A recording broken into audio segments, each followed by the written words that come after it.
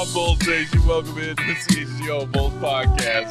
Coming to you live from our studios here in West Loop, downtown Chicago. I'm Peck, Bulls_Peck. Big day, bam, BAWL Sports. The games are out. Will_Gottlieb, Will. The Go Gottlieb, that's perfectly coiffed. And sitting in the producer's chair today, it's our wonderful friend, Sarah Bear. Hello. What's up, Sarah? Hi. Lots to get to on today's show. Obviously, recapping all the highlights that Goat got from day 3 of Bulls training camp. The Bulls also made a signing today after waiving Marcus Damask yesterday. It's going to be a weird, icky, difficult situation and conversation, but we will have it and do our best. But more importantly, guys, let's start with the fact that we were, before going live, having a conversation with Sarah. Yes. Confirmed from our previous show, she does, in fact, know who Ronald Reagan is. Yes. Yeah, we were talking about you yesterday. She does know that he was an actor before becoming a politician. Yes. Which I did not end up. She did not know, because I don't know why it just stuck. Oh, because you were commenting on paying the bills. Yes. With, like, ad reads and our lovely sponsors. Correct. And then the song Bills, Bills, Bills pops into my head. Correct. And then I asked her if she knew what that song was. Yes. She did not. She did not. She didn't know the song, nor did she know the group who sang it. And then what was your take about Beyonce versus Taylor Swift? Ooh. Well, so that's Sarah's about to get exposed. It's coming. Don't do that's that a difficult question because, and it's I think the exact I don't quote like was, either of them. Like I really don't. Wow. But I like this. the difference is I like Taylor Swift as a person. I don't like her music, but I don't like Beyonce just period. And that's a whole nother take that is a very unpopular take. I didn't know that there were people on planet Earth that didn't like Beyonce. Yeah. I kind of There's a few. There's a few out here. Wow. Yeah. Sarah's like, we're out here. Well, we are out here, but we're quiet. But then you asked her the name of the group Beyonce. I said before she was a solo artist, she had a very popular girl band group. She did. And did Sarah know the name? I didn't know. What was your guess? Tell the people. I thought she was on Spice Girls. Honestly, not the worst guess in the world. The band of 5 British women. Yeah. Are they British? Oh, see, I didn't even know that. Yes. I didn't know that. One of them famously married to David Beckham, famous English footballer. Do you know who David Beckham is? I do. Okay. Yeah. But in Sarah's now we're talking. In Sarah's defense, Sarah, you were born in what year? 2000. Destiny's Child's second studio album, which featured Bills, Bills, Bills, was released in 1999. I was about to say that was 99. I was right. Okay. In my God, head, I feel old when we talk to Sarah. I feel great. We just when we are talk to Sarah. I turned 25 soon. Yeah. Yeah, that's quarter of her life right there. Right on young Spathis' heels. Yes, right there. 25, Sarah. Soon you'll be renting a car in no time. I like this. Well, I'm glad we had this little chit chat. This pleasant, jovial chit chat before we take a dark turn with this Bull signing today. But just a reminder out of the gate, it is a sunny side Thursday. Still summer-ish. Sunny side-ish. Summer-ish Thursday. Yes. It was like 75 and warm today in Chicago. It was beautiful. Visit sunnyside.shop for bright buys every day, including 50% off your first 3 online purchases and a promo code HICHGO at checkout to qualify. Exclusions apply. Sunnyside Cannabis Dispensary. Bright buys every day, only for 21 and over, and Illinois Med card holders. All right, guys. So yes, Rob, it did change. We're on at 5:30 now. Yes, right. Look alive. Look alive. Before Bulls practice began today, our friend Darnell Mayberry of The Athletic had a tweet that the Bulls are making moves. According to Darnell and his sources at The Athletic, the Bulls are bringing in Josh Primo, the 12th overall pick back in the 2021 NBA draft, on an Exhibit 10 contract. Primo is expected to join Windy City Bulls as he rehabs an injury and works toward an NBA return. Obviously, this exploded all over Bulls Twitter and NBA Twitter because this is a player who has had a very rocky entrance into the NBA, to put it, mildly. Yeah. He was drafted by the Spurs, lottery pick, and in October of 2022. And if you recall, we were here doing a pregame show because they were playing the Bulls that night. Yes. And he was remember. a late scratch, and not just a late scratch, he was waived by the team. I remember. And he was waived stemming from, and this was a Woj and Ramona Shelburne report for ESPN, quote, stemming from multiple alleged instances of him exposing himself to women, that being the cause of his release. He then released a statement of his own after being waived by the team. Quote, I know that you are all surprised by today's announcement. I've been seeking help to deal with previous trauma I suffered and will now take this time to focus on my mental health treatment more fully. I hope to be able to discuss these issues in the future so I can help others who have suffered in a similar way. I appreciate privacy at this time. So that was just him getting cut and then his response to it. But that is the tip of the iceberg of what then unfolded, including an investigation by the NBA, investigation by criminal law people in the county where the lawsuit was filed. And it was a former it was a former Spurs team employee, a team psychologist who made these allegations against Josh Primo. Yes. I mean, like there's more exposition here that we can dive into, but just initial reactions, gentlemen, to the Bulls kind of going out on a limb here and bringing him in on an Exhibit 10 contract. Well, first, let me say that, like, through those investigations, he was cleared by the NBA. It probably makes more sense to go through the full timeline of events so that we know where we stand at this point. Okay. Before we kind of so the claim when the lawsuit was filed by the Spurs employee on November 3rd, claiming he exposed himself to her multiple times during private sessions. Dr. Hillary Cawthon was the Spurs employee.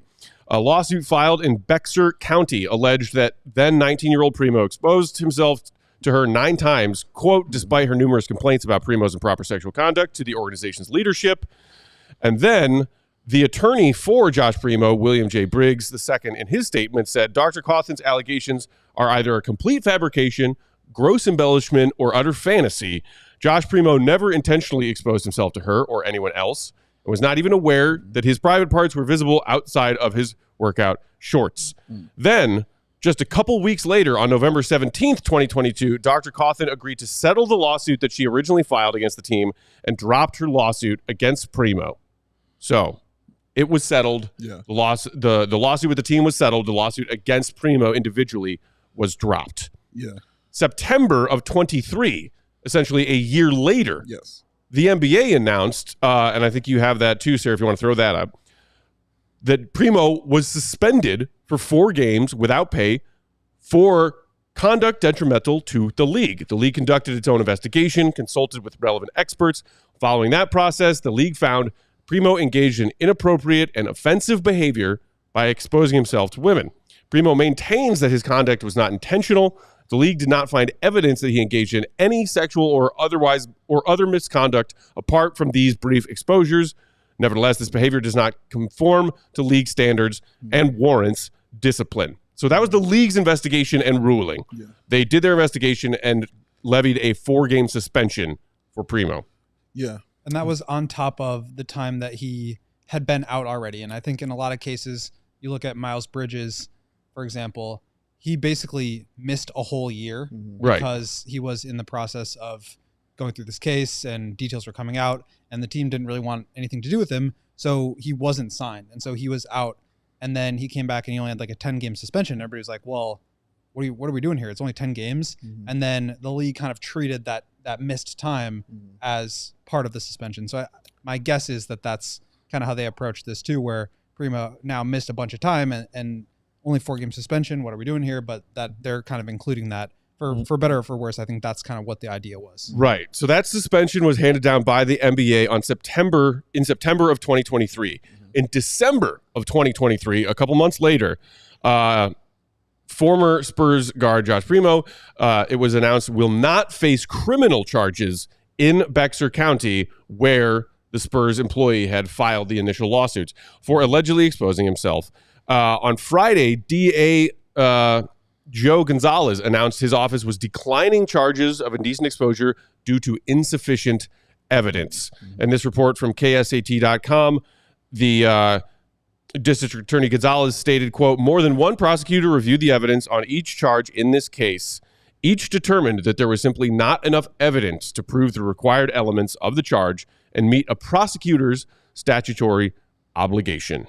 He said, she said.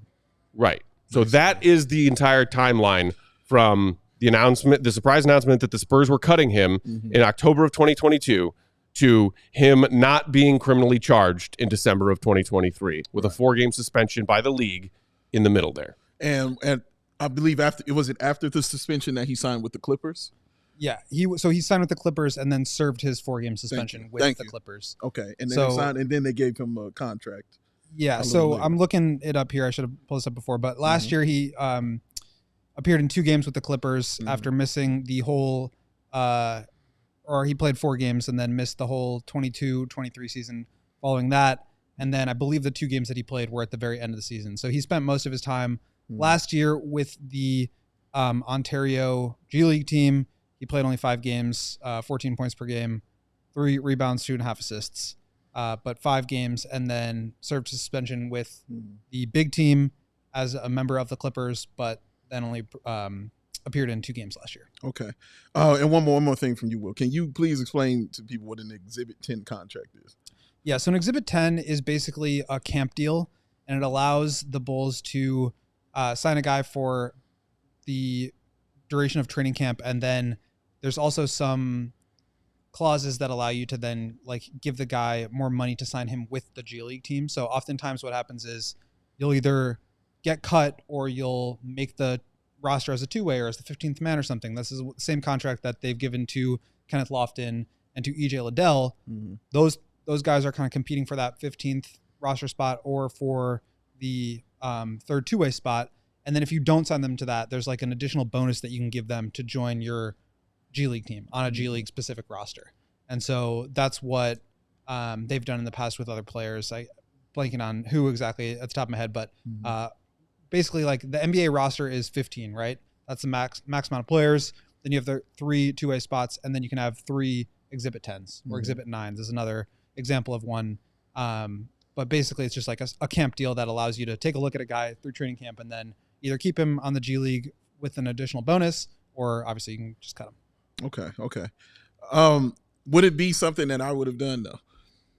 It's not something I would have done or chosen him. But Matt, you know me. You know I love second chances. I'm always trying to give somebody a second chance. You are a fan of second chances. And I don't have a problem with him getting an opportunity. I'm talking about me. Yeah. I don't have a problem with him getting an opportunity. And I think the reason I don't have such vigor, and if you do, it's okay. And I feel but the reason I don't is because of the contract.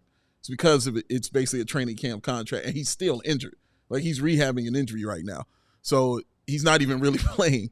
So you're just bringing somebody in, seeing what he can do, and I don't think he's making the roster at all. I'd put money on that he'll be making the Bulls roster. So I think for me, that's why it didn't hit me in the chest oh, man, it's just something I wouldn't have done because I wouldn't have put my team in that situation or anything like that. But him getting a second chance on the G League roster, I don't think it moved me so much. Yeah, I mean, look, these situations are always just really difficult to talk about because, I mean, I see plenty of people in our comments cracking jokes about Diddy and throwing Josh Giddy. Bulls Twitter today was oh, Giddy and now Primo, 2 guys named Josh from the same draft class. And it's these situations are completely different, by the way. People are lumping them in together to make jokes. And it's look, there are instances where both things happen. Sometimes a victim comes forward with, an accusation, and it's a true accusation, correct, and they can prove it to be true. Sometimes they can't prove it to be true. Sometimes people try to take advantage of people who are wealthy, famous, et cetera, by making false accusations. Both things happen. In this particular case, we don't know. Yeah. And it's a he said, she said, like you said, Will. So let's put a pin in that because there's still a lot to discuss here about why the Bulls did this and what exactly we should think about it. That's coming up next here on CHGO Bulls. Floors. No matter what. Empire today. You ready, Sarah? Here we go. Empire today. You get the shop at home convenience, the right product for your needs, quick and professional installation, and a low price guarantee. Empire today is the best place to get new flooring. So, of course, guess what? They got copycats. But Empire's prices cannot be beaten. They can't be beaten on quality, service, or speed. So competitors advertise low-quality products that Empire simply will not carry. Empire will not promise the lowest prices because anyone who does is putting flooring in their home that they wouldn't put in their own. Empire's philosophy is to help you find what you need, not overwhelm you with thousands of choices and substitutes. What they leave out of their selection is just as important as what they put in. And of course, they got their virtual floor designer. It's a great way to see how new floors will look in any space. It's very easy. You just pull out your phone, snap you a picture, and instantly see how the new floors will look in your room. Now, shopping for floors at a big box store can be frustrating. Me and Sarah Bear, we don't like going shopping all the time, all right? So guess what? You'll go shopping for floors, and then there'd be some dude who was working in construction the other day. He was brand new working on floors. Like, I don't know what to do with these floors. And we're like, shut up. We're going home and we're going to deal with Empire because they pride themselves at convenient at-home shop service. They help customers shop for floors where they use floors so they can see exactly where the floors will look like in their home's lighting and decor, so they can make an informed decision. And of course, they service their own warranties, y'all. If there's an issue and it arises, just call Empire. You won't have to track down a manufacturer's phone number. All you need is the phone number I'm going to sing at the end. Schedule a free in-home estimate today. All listeners can receive $350 off when they use the promo code CHGO. Restrictions apply. See EmpireToday.com/CHGO for details. Here's that number, 588-2300. Sarah! Empire. I'm sorry, what? Today. I was chewing gum. No, it's that new hip thing that all the young kids are doing. It's called silent singing, Dave. Oh, man. That is a finger on the pulse. We need a silent rendition of Bills from Sarah. Man. What does Silent Night sound like? Oh, my gosh. That's a tough one. Today's show also brought to you by our friends at Sunnyside Cannabis Dispensary, who are here to elevate the tail end of your summer and also, of course, your fall. Sunnyside, your home for judgment-free cannabis shopping with a crazy selection of over 100 different strains to choose from, offering easy online ordering and just as easy in-store pickup. Wherever you are in Illinois, Sunnyside has a location for you. They have spots as far south as Champaign, shout out to Illini, and as far north as South Beloit. Stop into the store nearest you for expert guidance and help from their brilliant staff and select from quality lines like Cresco and FloraCal. Make sure you check out those new Good News Tea Time disposable vapes, bringing classic lemonade flavors, perfect for the golf course. Today was a great day for golfing. We all need a little help, of course, staying loose on those greens. And, of course, check out also Free Spirit vapes and cartridges, all new from Good News with lush mango flavor. These vapes are perfect for tapping into your flower power. Happy. Visit Sunnyside.shop today and get 50% off your first 3 online purchases when you use promo code HICHGO at checkout to qualify. Exclusions apply. Sunnyside Cannabis Dispensary, bright buys every day, only for 21 and over, and Illinois MedCard holders. Okay, guys, so picking back up on this Josh Primo conversation. Yes, sir. It is very unfortunate, and it makes it difficult to talk about that there is some gray area here. But when you look at the facts of what we do know, the league conducted their own investigation and decided that what was appropriate was a 4-game suspension. The lawsuit filed against the team was settled out of court. The lawsuit filed by the plaintiff against Primo was eventually dropped and dropped within the same month of it originally being filed. Yes. The district attorney's office concluded, due to insufficient evidence, that they would not be pressing criminal charges. Those are the facts that we know. Beyond that, it's just a bunch of people on social media making assumptions, making this claim, making that claim, and it gets really messy, and it gets unpleasant to talk about, which is why my take from all of this is if you are the Chicago Bulls, with everything you have on your to-do list this season, everything you have on your plate, why? Why bring this in? Why invite this? What, Bulls PR doesn't have enough headaches as it is already? Regardless of what the true truth is that we may never actually know about what happened with this young man when he was playing for a different team a few years ago, why? this is not some star player. Yes. Where you say, okay, we're weighing risk and reward here. Right. You're talking about, as you said, Dave, a guy to bring in on a 10-day contract and maybe go put on the Windy City Bulls? Do you see this guy as a cornerstone piece of this young group that you're building that have experience but are still young and can build and grow together?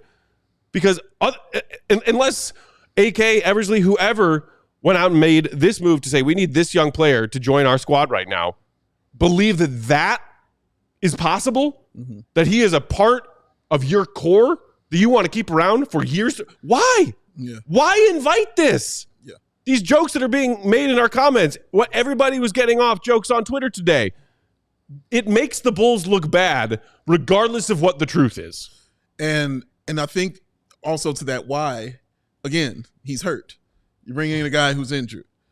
You just had a guard that you released in Damask, and you brought in another guy who can't really play right now.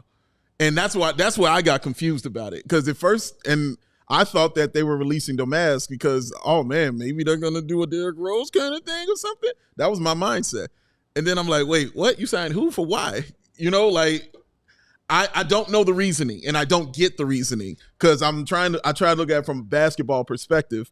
Other than giving somebody a chance, I didn't see the reason of bringing somebody who can't play right now, who's injured. If you want to do it after he's healthy and he proves himself to be healthy, okay. But aren't you dealing with enough injury situations right now? Like with Lonzo Ball, like, you know, being able to walk, run, and do certain kind of things. We're making sure Zach LaVine is healthy. I didn't understand it from that basketball perspective either. You know, from that point that you stated, Matt, but also from the basketball perspective, I didn't get it. Well, I think, and obviously it's not like this doesn't exist in a vacuum. Mm-hmm. There is a larger context that we're obviously talking about here, but like from a basketball perspective, like I think the Bulls, if again, just purely basketball here, I think as a team that's kind of rebuilding and building through youth, like what you're supposed to do is churn the back end of the roster, bring in guys who have potential and upside, and try them out. And I think that's what they did. They brought in Damask for a few weeks. They got to see what he would look like. I don't know, you know, he was with the Summer League team. He was, I don't know if he was in Miami with the mini camp, but obviously the first couple of days of training camp. And you see if he's a player. And if he's not, then you don't just hang on to him because you have him. You move on and you find the next guy. And so a 12th overall pick, a guy who was in the lottery at one point, I think he was a reach at that time. But like, clearly, I think there is talent there in a vacuum. But the problem is this isn't in a vacuum. And so to me, I agree with you. Like, it's just not worth it. There's probably, you know, a million things about this that we will never know in terms of what actually happened. But to me, it's just like, it's a distraction that you don't need. And the upside, you know, look, the NBA is a zero-sum game. You either win or you lose. You either have the talent or you don't. And so I get the desire to try to find talent in whatever way you can. I think that's how the Bulls should be approaching this. But for me, it's like, because of this additional context, it's just not worth it. And, you know, it is what it is. Yeah, it's unfortunate. I think the situation is pretty just weird, awful and like icky and just doesn't make you feel good about having him around. But I think if you're thinking about it just from a basketball perspective, that's my guess. That's the guess. Okay. I just didn't understand, and especially signing basically another guard to your team. Yeah, as well. And it sounds like he is planning to be with Windy City anyway. So this is not someone that's going to end up on the main as the 15th man, or in a two-way spot. Yeah. And so I think that is another question. Is like, okay, well then what's the incentive here? And so maybe just sign him to like this. Exhibit 10 would be a way to give him a little bit more money to encourage him to come in and play on a G League contract. Right. So I think that's part of it too. What is the reasoning to signing him even though he's still rehabbing an injury? What's the reasoning to do it now as opposed because to you have a chance to get a guy who might be talented. Like this guy is a lottery pick. Like I said, I mean, 22 years old still. He has shown some flashes in the NBA before all this stuff happened. Yeah. And again, like if you're a rebuilding team, that was a big criticism I had of the 2017 to 2020 Bulls was they just like kept these guys around or like brought in 26-year-old Wayne Selden. It's like, he's not going to be a part of your future. Like you get the, you know, the 19 or 20-year-old guys, or Andrew Funk last year was 24. Like, why are we doing, you bring in like younger guys who have upside. Right. And so I think that is a legit thing with this.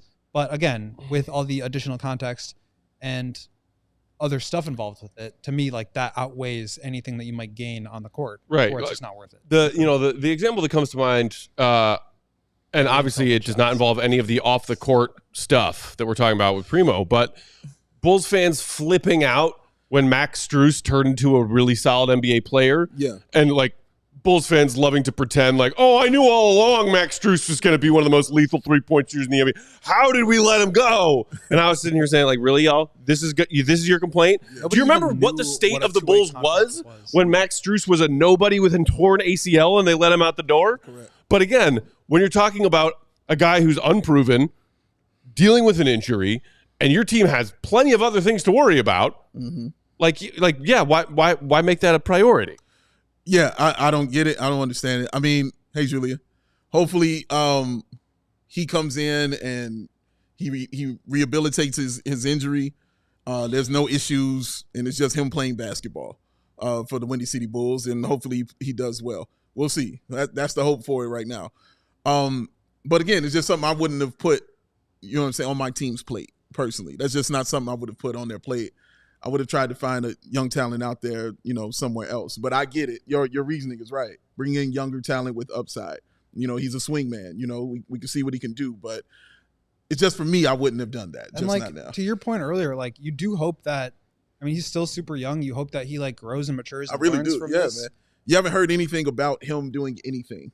So since that occurred. So and like there was also that really people... interesting mention of previous trauma in the statement that he put out. Yeah, he did. Exactly. Which is probably wonder. why he was talking to the psychiatrist and things like that. So you hope that people can get better. Yeah.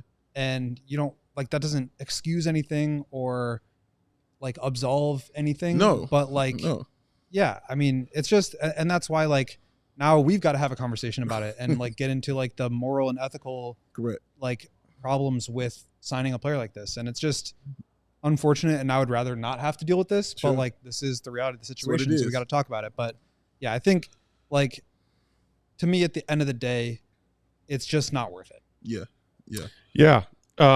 Bastion in the comments saying, fact is nobody in the comments or anywhere knows the true story, and that's true. That's kind of what no one knows 100% of the truth of what transpired with him and this Spurs employee a couple years ago. At the same time, like to put like for a team employee to like have to go through that and like then have to get into a legal battle with her employer and then have to like walk around in the hallway with this guy and then have to like maybe be pushed out of the organization like the Ime Udoka thing happened a couple years ago with the Celtics. It's just like there's all these other minor elements of it that just make this so uncomfortable and just wrong that it's hard to really get over that. Yeah. But like I said, I mean, you do hope that he's a kid, he learns from it, he gets better and like,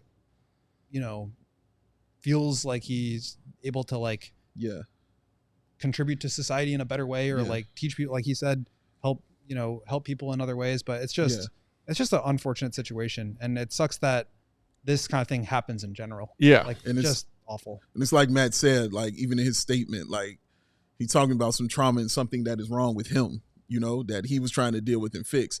And remember, this happened when he was 19 years old, man. Mm-hmm. So something has happened and occurred in his life that he understands and he was trying to take steps to get help for. And this unfortunate thing happened right here. So I'm hoping and praying that whatever trauma he was dealing with, that got helped and maybe he's on his steps and on his way back, to being a productive member of society pretty much. But yeah, it's a tough situation. It really is. It's just overall tough situation. I don't see the value in doing it if you're the Bulls. All you're inviting is. I mean, it brings up questions about like Josh Giddy and Derrick Rose too. Of course it does. Coach James in the comments, I would have preferred them to bring in the GOAT on an Exhibit 10. Problem solved. You still ain't heard no, right? Bring in the GOAT. You still ain't heard no. We got to take our second break. When we come back, we will move on from this unpleasant conversation and dive into everything the GOAT saw and heard at day 3 of Bulls training camp. That's coming up next. CHSN, that's the Chicago Sports Network, the new home of the Blackhawks, Bulls, and White Sox games. CHSN will broadcast more than 300 live games per year across the Hawks, Bulls, and White Sox, and will feature a full lineup of original Chicago-focused sports content. They are also Chicago-based, they are also Chicago-built, and they are Chicago to the bone. That makes me laugh. And they're bringing it to every corner of Chicago across our 77 neighborhoods and beyond. At CHSN, Chicago comes first. Visit chsn.com for more info on how to watch the Bulls, the Hawks, and Sox games all season long. And after you watch those games on CHSN, tune in to CHGO and watch the post games for the Bulls, the White Sox, and the Chicago Blackhawks. Today's show also brought to you by Rugged Road. Rugged Road is dedicated to creating innovative and durable outdoor gear for adventurers who demand the best. Their products are designed with the highest quality materials and craftsmanship, ensuring they perform in the toughest conditions. Whether you're on land or water, Rugged Road gear is built to accompany you on every one of your adventures. Awesome. Let's talk features. One of my favorites, floatability. It's right there with availability as the best abilities, Dave. Yes. One of the most unique features of Rugged Road coolers is their ability to always float upright, never lose a drink, never lose a precious sip if you're hanging out in your canoeler on the weekend. Canoeler. They also are incredibly lightweight, unlike a lot of the other heavy-duty coolers who weigh a ton. Rugged Road coolers are incredibly light, making them easy to transport on any trip without compromising on performance. Crafted to handle the toughest environments, their coolers are built to last, ensuring they can keep up with any adventure you have planned. The coolers are guaranteed to keep their contents cool for up to 7 days. That's a whole week. But oftentimes, they'll keep them colder even longer than that.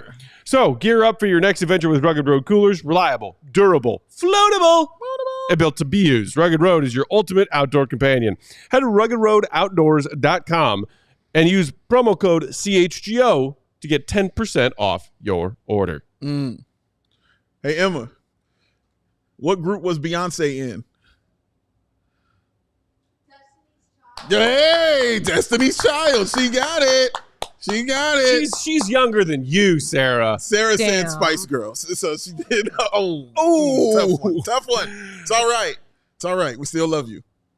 I want to remind everyone to hit the like button. I was about to ask for some likes. I'm glad you brought our friend Troll Joe I just up want there. to change the subject. Yes, indeed. Also, shout out our pal General in the comments. First time in a while. Said, great to see y'all again. 100% agree. Thank you. Not basketball or logical point. Signing Primo at all. Yeah, we'll see. I mean, I'm curious to see if we get a statement on why they chose to do this. Maybe not, but we'll see. We shall see.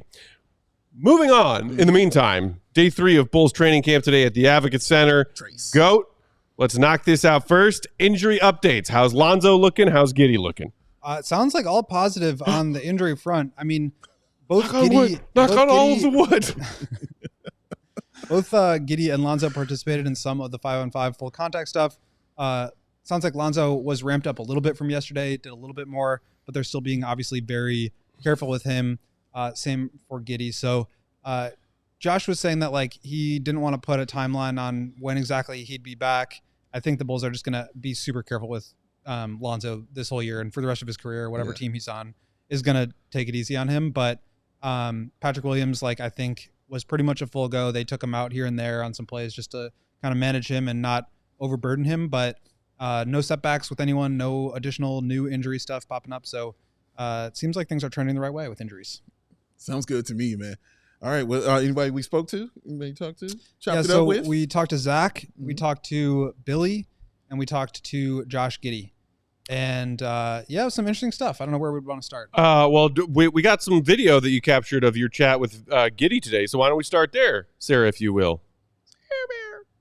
Predate the NBA, and also how much does positional size help you in that regard, being able to see over? Yeah, a bit. I mean, probably started in Oklahoma, and I never really, the teams I played on previously, I usually was the one getting the ball inbounded to me, so it changed that way, but I loved it. I mean, I've always enjoyed taking out of bounds, and a lot of people don't try to score off it. You try to just get the ball in and run through an offense, but when I was in OKC, we started getting cuts and back cuts and layups, and teams started having to really guard it. So obviously similar thing here, you know, guys kind of know. I spoke to Zach about it as well, and we're going to start implementing things like that off sideline out of bounds. So it helps being taller. I can see over a defense a little bit and read the back line and see what's happening. So we'll start to implement that, but we hopefully saying we can get layups and scores out of it. One word people have thrown around though is you can be daring. I mean, you're creative and daring. Yeah. So where's that fine line of being safe but also going for the home run play? Yeah, it's sometimes a challenge to manage because I see things that sometimes other people don't see. So for me, it might look like it's there, but other people might look like it's not there. So I try to walk that fine line. But also turnovers I want to continue to bring down. So it doesn't have to be a home run play every time. Sometimes it's not there, just get it in, get into something. But if there's an opportunity to get it there, I'm going to try and get it there. So balancing that out, but also not being afraid of turning the ball over, because as a passer, you can't worry about every little pass you make. You have to play with some sort of edge and whatever word you want to use to describe it, but confidence, flair. So that's how I've always been, and turnovers are going to happen. It's kind of a byproduct of that, but at the same time, you want to try to limit them, keep them within reason. Are you on board with the Slob Wizard nickname? Look, I wouldn't say I'm on board with it. I acknowledge it, but I understand what he was trying to say, but he could have used a different word. Josh Giddy after today's practice. Shout out, Go, for getting that footage. Also, again, I just have to say, every time I listen to Josh Giddy talk, I miss Mark K so much. How do you think Will feels? God. So that was, him kind of talking about his, tightrope walk, GOAT, of using his bold combination of court vision and passing ability while also trying to not do too much and, cut down on turnovers, which, by the way, that was my goal for Giddy this season when we were setting our prove-its a couple weeks ago. Flex. But then also in particular talking about his special skill, if you want to call it that, of some of those side-out situations. And I thought it was interesting. I'm curious to get your thoughts that, like, when he was younger and coming up, he was used to, he said, getting the ball passed to him in those situations. And now at OKC, the first few years of his NBA career, that's just sort of flipped because of his passing ability. Yeah, I think it's kind of a cool microcosm of like the strengths and weaknesses in his game. And so, he was talking about with his size and ability to just like see the game as quickly as he does, like sometimes it may not look like the guy's open to us watching or to another player who's on the court.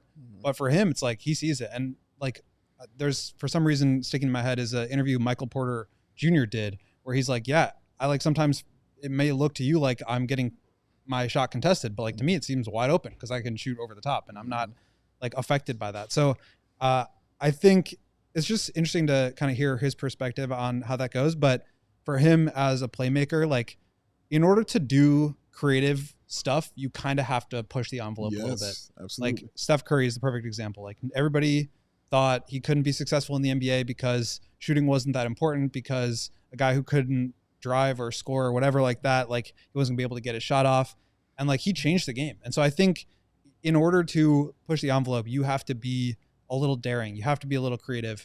And that's kind of how he approaches it too. And so clearly there's like a line there, and like the Warriors, they got to a point where they were winning championships when they found the balance of how do we let Steph be Steph while also playing defense and not turning the ball over. And like, I think it's always better to have guys to ask them to rein it in as opposed to ask them to like find more creativity. Yeah. Like that's like the Patrick Williams example. It's like, can we get more out of you? Like it would be way better if we were asking him to like, chill, dude, like stop fouling so much. You're being too aggressive. You're being too athletic. Like, I think that's a problem we would all love to see with Patrick. Oh my God. And so I think in this situation, it's just that same concept, but with Giddy and passing. Yeah.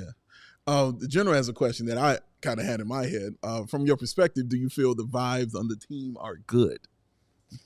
Interesting question. I don't know that I can really say one way or another. They don't seem bad. I just wouldn't necessarily say that it's like stood out that everybody is like having a ball, like I think everybody kind of understands that this team is not going to be as good as last year. And you guys heard it at Media Day. Like some of the guys were just like not as excited to talk this year.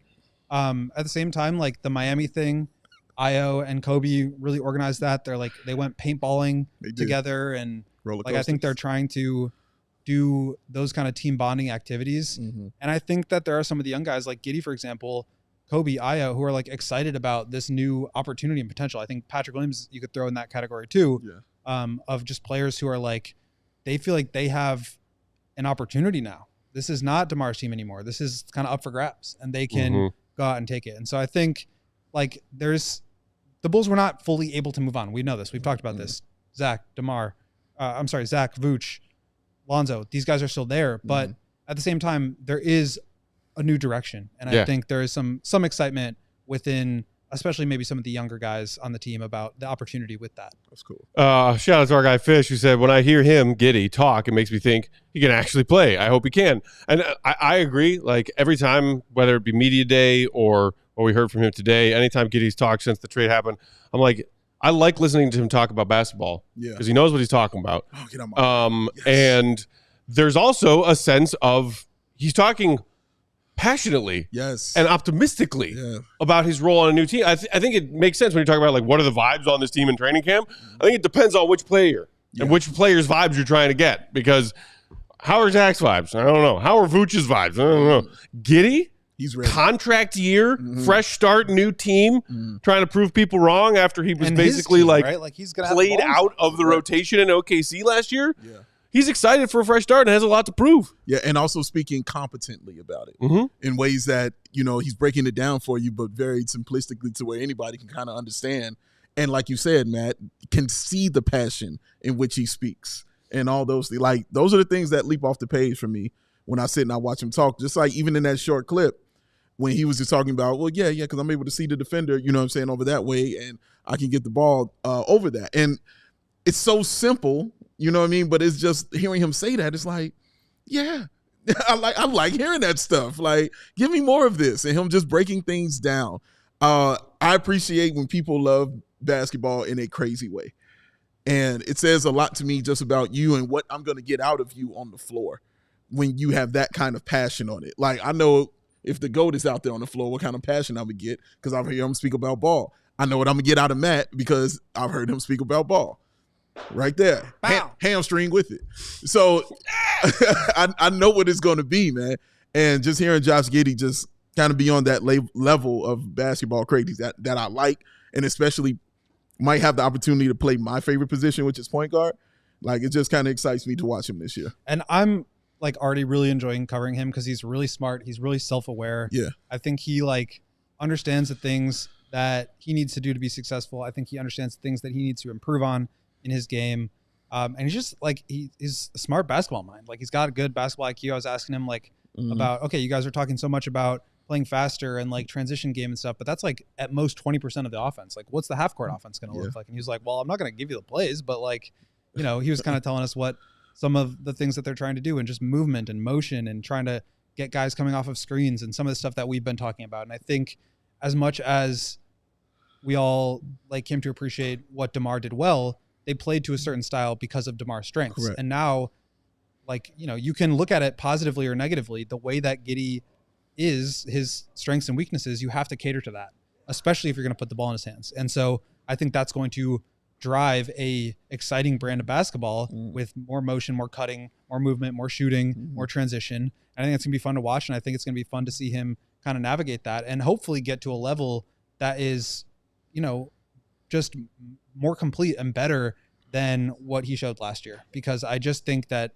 hearing him talk, and he didn't say this directly, but hearing him talk about Zach, hearing him talk about his own game, and just feeling like I have more to prove. I'm not this like version of the player I'm not the version of me that you saw in the playoffs when I was getting benched. Like there is more to him than that. And I think the Bulls can provide that for him because of their personnel. Let me ask you a question. Do you find it to be a good thing or a bad thing that the Bulls offense right now, because we won't know it until they do it, but looking at it right now, you don't really know who will be the person that will be the lead, kind of the leader on this team.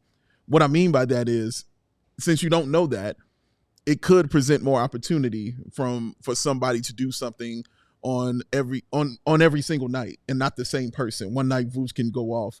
One night Giddy can go off. One night Kobe can go off. But also to that, you don't know who's going to be the guy, and usually that's not how it works in the NBA, because you want that consistency and you want that stability. So is it a positive or a negative for a team that's, implementing this brand new kind of offense to not really have that yet? I think that just comes with. It's a great question. Thank you. That's a great question. Thank you. I think that comes along with not having a star player, and that's what the Bulls are after right now. Mm-hmm. So I think that inherently makes a team not as competitive when you don't have a star player, when you don't have the consistency of production and identity. It can be harder to know what you're getting on a night-to-night basis. So I think that can create opportunity for players, for Kobe to step up. You know, Patrick was talking about his leadership. Zach is talking more about being more of a vocal leader and being like one of the more veteran players on this team and how he's going to have to kind of change who he is. So I think that there's opportunity there, which is exciting to people. But I also think it just inherently makes it harder to be competing at the highest level, which the Bulls aren't trying to do this year. Mm-hmm. I was also interested to hear Giddy's take on Zach, which you shared a quote on your Twitter account with your chat with him after practice. Giddy said about Zach LaVine, he's, quote, obviously it's not a secret. He's a star. I think the rap he's had from the media and for whatever it is in the NBA, it isn't fair. He's a superstar player in this league, end quote. What did you make of Giddy's comments about Zach and the fact that these guys are going to be not only teammates, but in presumptively the starting five together, trying to make a faster paced offense work? And, we've seen a couple of clips that the Bulls have shared from their team account of some scrimmages, and not shockingly, they're fun things like alley-oops and transition offense.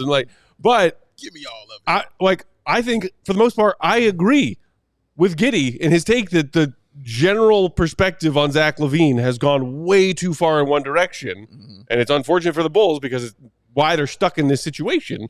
But it's nice to hear a fellow NBA player and now teammate say yo, Zach, healthy, determined Zach LaVine is still a nasty player. Yeah. Yeah. And I agree with that.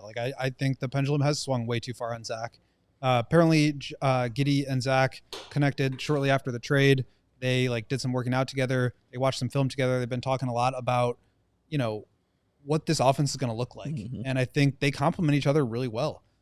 Giddy wants to push the ball in transition. He wants to grab and go. He wants to find shooters on the wing and create easy offense for guys. And Zach, I think that is perfect for him. He needs that. Oh my God. When you're asking him to do too much, that's, I think, when he can get himself in a little bit of trouble. When you create easy shots for him, there's very few guys in the league who can score as easily as Zach LaVine. Yeah. And Giddy said that too. So I think those guys are going to really like playing together. And I think they are kind of on board together with committing to a certain style of play.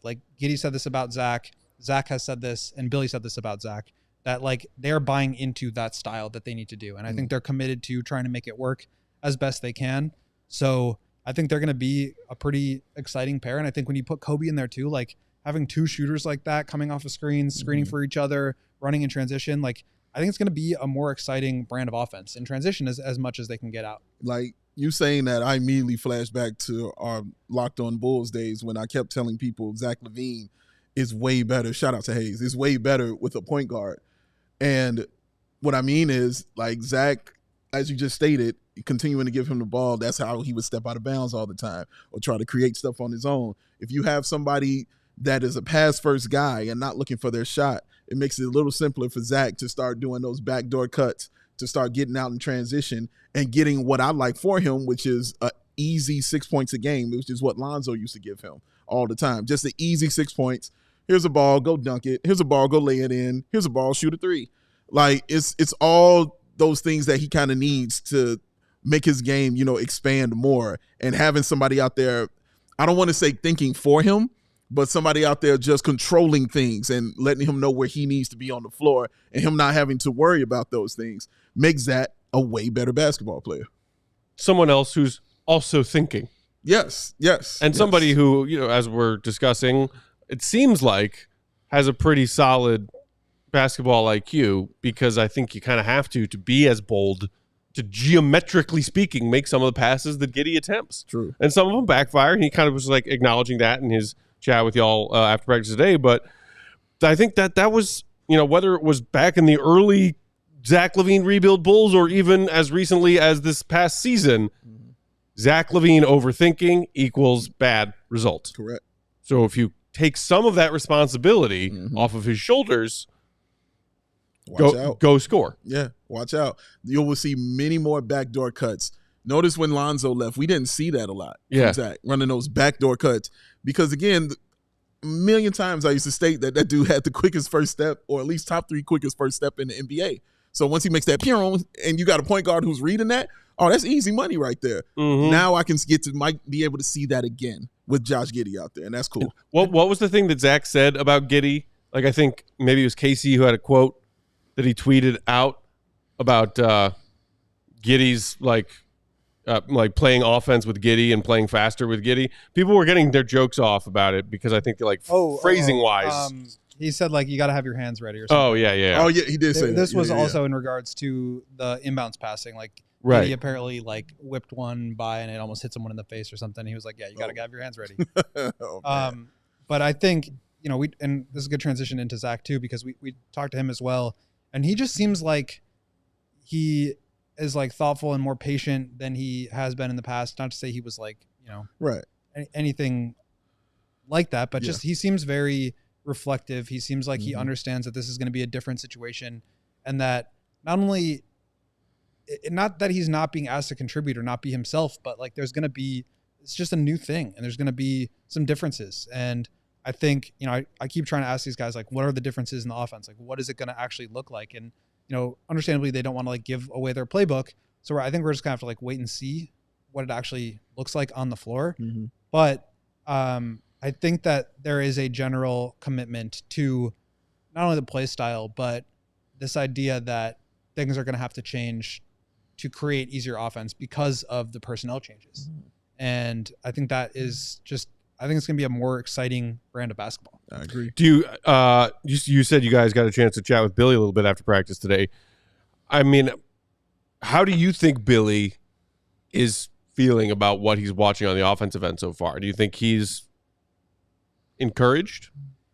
I think I was talking with him on the side a little bit yesterday too, just about like their game planning and how that's going.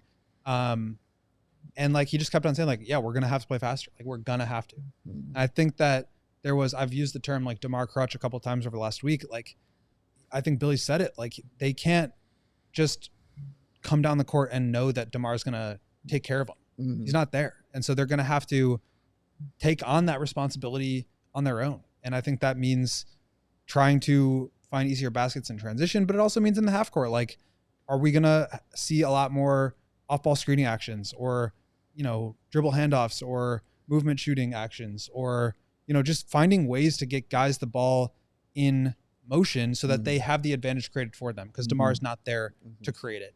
And so I think it's going to be a real challenge. I think Billy is well aware of that on both ends. But I also think that like there is some new toys that he can kind of play with now because of obviously the personnel, but also the stylistic changes. And I think, he was saying yesterday with like Kobe having to step up into a bigger role and Zach going down and Lonzo going down, like he was calling a lot of plays because he wanted to make it easier to take pressure off those guys to have to read the decisions ahead of time and then get everybody organized. As a third-year player or a fourth-year player, whatever, that can be difficult. Now those guys have had the experience of having to take on some of that responsibility, and I think he's going to pass that on to them and ask them to grow with that and, call out some of their own plays and be more on top of that kind of thing. Yeah. And so that's growth opportunity for those guys too. But at the end of the day, I think Billy's a really good coach in the sense that he empowers his players based on their personnel. I think we talk a lot about, he loves the 3-guard lineup. I think he's been able to find success with it because that's the cards that he's been dealt. Right. And he finds a way. And I think that's what Billy has always been really good at. He finds a way no matter the personnel. And it's not always going to be the best in the league. We've seen that. But I think he buys in, he gets buy-in, and he finds a way to make it exciting for guys. And I think that kind of freshness, that newness is going to go a long way, especially with the younger players this year. Yeah, I mean, and look, I think Bulls fans can have debates and have had debates amongst each other about it's sort of like a chicken or the egg thing with Billy and these 3-guard lineups. Yeah. It's like, does Billy play all these 3-guard lineups because he wants to play 3-guard lineups and has input or say in team construction or roster construction and therefore ends up coaching rosters that are guard heavy? Or is it a coincidence that And basically, it's 2 NBA teams now. When you're talking about his head coaching career, it's OKC and it's here.